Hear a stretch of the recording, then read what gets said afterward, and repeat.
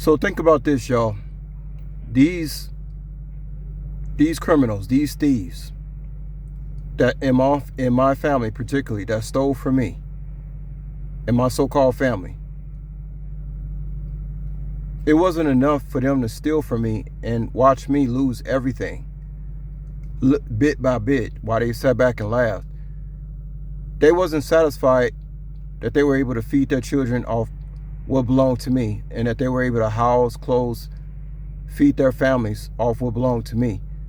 Nah, that wasn't enough for them. You know what they did? They sent me pictures of their homes on Facebook. Several of them did. One of them even called me and did a video shot of his house through Messenger on Facebook. And all I can do was congratulate him. I didn't know what was going on. I didn't know that they bought this stuff off my back. Didn't know. And it brought them such joy to their heart to know that I had nothing and that they took from me and had better than me. Isn't that the sickest shit you ever heard of in your life? I mean, these people have families and they were acting like this. Children having children. Because it seems to me, if you have a family, like you will be, it's like having children and having a family is supposed to make you humble yourself and know that anytime you can lose everything that's precious to you.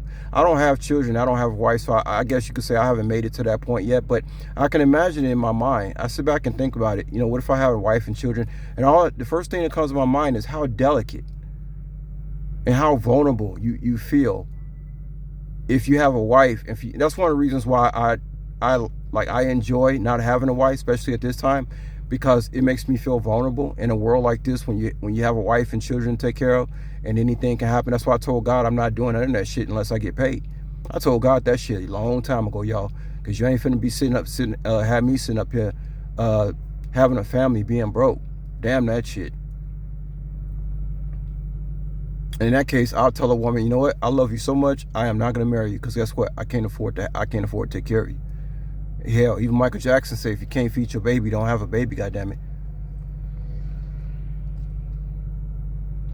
But even having a family didn't even humble these individuals. That their precious loved ones, their children, their wives, their concubines that they care about, all that stuff that was so dear to them, but all they cared about was making sure I was down and showing off what they had that belonged to me in their face.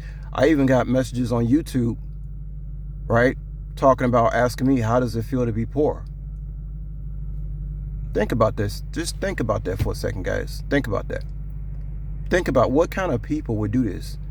And the funny thing about it, that these people who had their little houses, I mean, that ain't shit.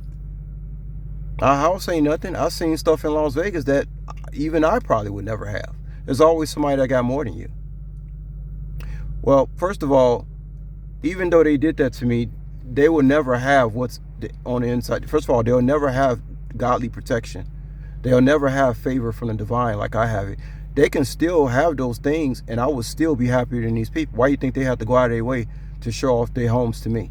Like, you may tell me you don't have a social group. You got to show off your home to the person you stole it from. How sick is that, man? Think about that, y'all.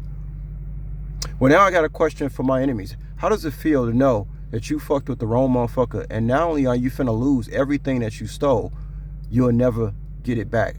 Tell me how the fuck you feel about that, bitch ass motherfuckers.